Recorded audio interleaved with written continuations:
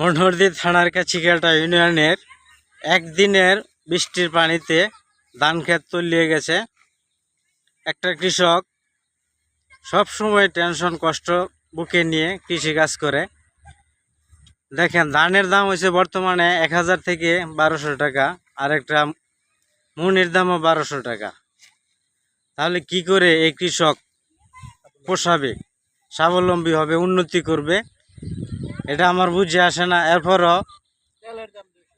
এরপরে দেখেন এই যে তেল, এই ধানটা গতবার তেল এক কানি ক্ষেত্রে লইতে আপনার 1000 টাকা থেকে 1200 টাকা লাগতো, এবার 2000 টাকা কানি প্রতি, 2000, 1500, 1600 এরকম। ধান ভাঙ্গানি যেটাকে বলে, ধান লোয়া। এখন আপনি কি করবেন? ধান লইবেন না হাতে বেরিয়ে নেবেন? এবার